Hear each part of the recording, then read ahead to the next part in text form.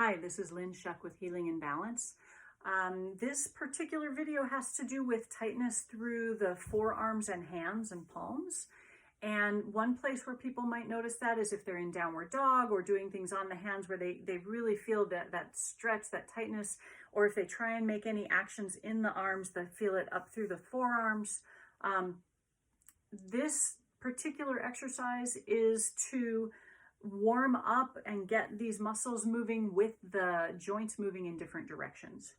So you could try downward dog or table and see how much tension there is in your palm, or you could take this as a test and see how far out to the sides do your hands go. Are they even with each other? Mine are a little better than usual. I don't tend to have a full 90-degree here, but because I've been doing this for the last hour or so, they're a little better than usual.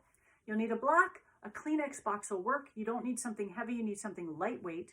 And you're going to hold it between your palms so that you're not gripping it with your fingers. Now, my fingers lift off the block. If yours touch the block, that's fine, but you're pressing with your palm very lightly, and it's the palms holding the block. And we can do a variety of things from here. You can do this sitting or standing or kneeling. We can go down and we can go up, just bending at the elbows. And we can turn the fingers forward and push the block out in front of you and pull it back. You could also, there's so many things you could do here. You can turn your fingers up to the ceiling and go up and then back down as low as you go. And I don't go very far. As you saw, I don't have a 90-degree angle at my wrist. You might go lower. And then we're going to try and go side to side. Now we're going to start with fingers pointed forward and we're going to go side to side. And I am actually extending my arm in both directions. So the heel of my hand needs to be clear of the block or box that you're holding. I'm trying to go as far as I can. You may not go this far if you're tight through the forearms, back of the hand. And then I'm going to try and do that with my palms up. And so again, I'm straightening the elbow of the side I'm going toward. And I'm also not letting my hands turn. I'm keeping things right in front of me, parallel. Good. Lastly, we're going to take circles and we're going to go both directions. So we're going to go up and over to the side and down, and I don't care how you get there, and back up.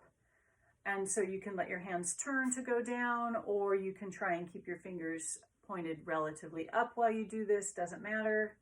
We're just trying to get some movement, getting the wrists and elbows to move in different directions while we're lightly holding this block.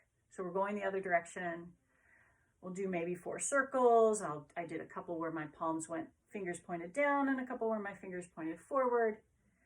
And then I'm going to set the block down and just sort of feel what that feels like. They're very warm right now. And you could go to downward dog and check, or you could check, that's closer to 90. Either way, you check wherever you checked in and then you assess it again. We're going to do one other thing here, which is I'm going to put the block between my forearms.